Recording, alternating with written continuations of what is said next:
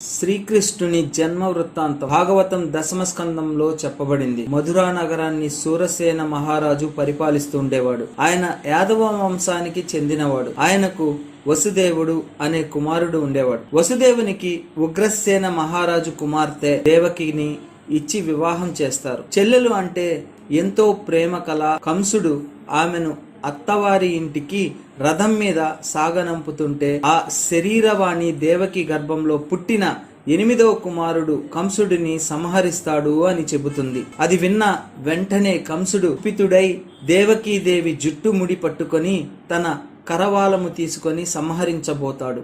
అప్పుడు వసుదేవుడు అడ్డుపడి, కంస, నీకు అత్యంత ప్రియమైన సోదరిని చంపుతావా? ఆమె కాదు కదా నిన్ను సంహరించేది. ఆమె గర్భం నుండి జన్మించిన కుమారుడు కదా నిన్ను సంహరించేది. దేవకి గర్భంలో ఉన్న ప్రతి సంతానాన్ని తీసుకొని నీకు సమర్పిస్తాను అని చెబుతాడు. దానికి కంసుడు అంగీకరించి ఆమెను వసుదేవుని ఇంటికి పంపుతాడు. దేవకి గర్భం దాలుస్తుంది, సంతానాన్ని పొందుతుంది. దేవకి పొందిన సంతానాన్ని వెంటనే వసుదేవుడు కంసునికి సమర్పిస్తాడు. వసుదేవుని సత్యనిష్టకు మెచ్చి, వసుదేవ, నీ 8వ సంతానం కదా నన్ను సంహరించేది.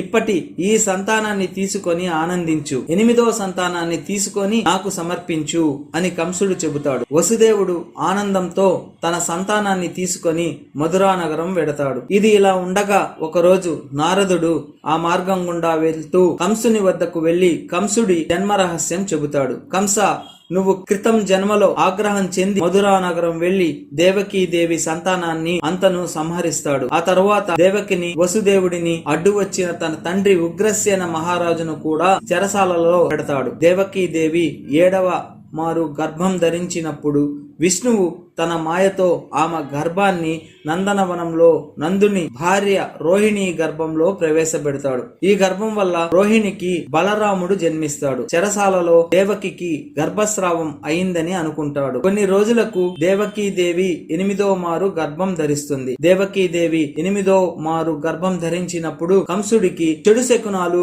మృత్యుభీతి కలుగుతుంది. లక్ష్మీనాథుడు దేవకి గర్భంలో ఉండడం చూసి దేవతలు, యక్ష, కిన్నర, కింపురుషులు దేవకీదేవి ఉన్న చెరసాలకు వచ్చి స్తుతిస్తారు. దేవకి గర్భం నుండి శ్రావణ శుద్ధ అష్టమ తిథి నాడు విష్ణువు శ్రీకృష్ణుడై రోహిణి నక్షత్ర యుక్తమైనప్పుడు జన్మిస్తాడు. కృష్ణుడు జన్మించాక వసుదేవుడు ఏదో దైవంతో ప్రేరేపిస్తున్నబడినట్లు కృష్ణుడిని పొత్తిళ్లలో పెట్టుకుని చెరసాల బయట నిద్రపోతూ ఉన్న కావలి వాళ్లను తప్పించుకొని యమునా నది వైపు బయలుదేరుతాడు. యమునా నది వసుదేవుడు రావడం చూసి రెండుగా చీలిపోతుంది. యమునా నది నుండి బయలుదేరి నందనవనంలో తన స్నేహితుడైన నందుని ఇంటికి వెళ్లి యశోద ప్రక్కన ఉన్న శిశువు ప్రదేశంలో శ్రీకృష్ణుడిని విడిచి ఆ శిశువును తీసుకుని తిరిగి చెరసాలకు వస్తాడు. చెరసాలకు చేరిన వెంటనే ఆ శిశువు ఏడుస్తుంది. ఆ ఏడుపు విన్న కావలి వారు నిద్రలేచి దేవకీదేవి 8వ మారు ప్రసవించింది అని కంసుడికి చెబుతారు. ఆ మాట విన్న కంసుడు చెరసాలకు వస్తాడు. ఆ శిశువును తీసుకుని చంపడానికి పైకి విసరబోతుంటే దేవకీదేవి, నీకు పుట్టింది మేనకోడలు, చంపొద్దు